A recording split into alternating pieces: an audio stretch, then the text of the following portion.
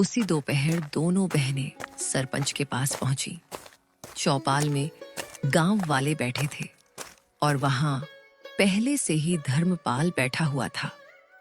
सरपंच जी, हम आपके पास न्याय मांगने आए हैं।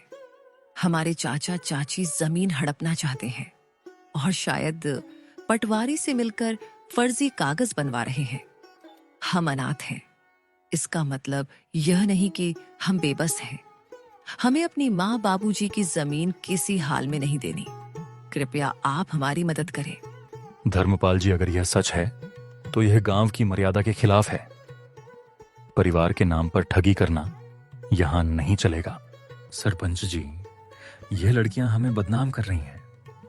हम तो बस जमीन की चिंता कर रहे हैं। इन दोनों बच्चियों को क्या पता ये जमीन के बारे में। यह जमीन के बाद तो इनके पिता और मैं ही जानते थे। मेरा भाई तो अब इस दुनिया में नहीं रहा, इसीलिए अब मुझे ही तो सब कुछ देखना पड़ेगा। गांव वालों में फुसफुसाहट होने लगी। हमने इन बच्चियों को बचपन से देखा है, यह झूठ नहीं बोल सकती। धर्मपाल के मुंह में राम बगल में छुरी। हम सब समझते हैं इसके बारे में। सरपंच ने इस बात को अगले दिन पंचायत में विस्तार से निकालने की बात की और फैसला अगले दिन देने की बात कही। बहनों की आंखों में पहली बार उम्मीद की चमक थी। रात को झोपड़ी में दोनों बहनें आपस में बात करती हुई, दीदी क्या कल हमारा साथ देंगे गांव वाले? देखते हैं क्या होता है। मुझे किसी पर भी भरोसा नहीं रहा है। आखिर माँ बाबूजी के जाने के बाद मदद ही कहाँ की किसी ने हमारी। हमें बस भगवान पर भरोसा रखनी होगी। माँ बाबूजी तो नहीं है, पर उनका आशीर्वाद जरूर है हमारे साथ। आप देखना दीदी, हमारे साथ कुछ बुरा नहीं होगा। रात गहरी हो चली थी। दूर कहीं उल्लू की आवाज गूंजी और हवा में कुछ सिसकियां थीं, और उन सिसकियों में मीरा की भी सिसकियां शामिल थीं। दोनों बहनों को चिंता की वजह से नींद भी नहीं आ रही थी। दीदी, विश्वास ही नहीं होता है ना कि हम अब अकेले हैं। कभी कभी तो ऐसा लगता है कि बाबूजी अचानक आएंगे और मुझे गले लगा लेंगे।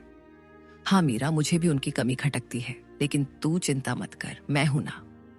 जब तक मैं जिंदा हूं तुझे किसी चीज की कमी नहीं होने दूंगी।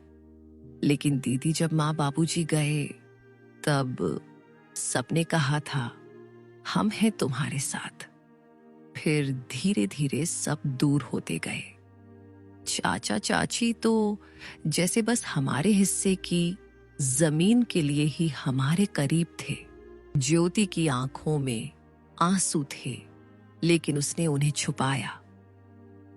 उसे अपनी बहन के सामने कमजोर नहीं पड़ना था। मीरा, रिश्ते अब खून से नहीं धन दौलत से बनते हैं, लेकिन हम भी अब चुप नहीं रहेंगे। अगर हमें अपने अधिकार के लिए लड़ना पड़े तो लड़ेंगे।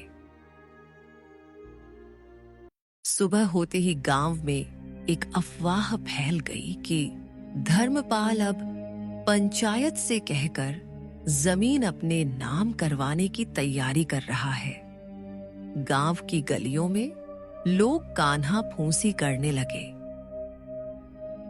अरे सुन सुग्गो, धर्मपाल ने तो कमाल कर दिया। अपने ही भाई की बेटियों को बेघर करना चाहता है।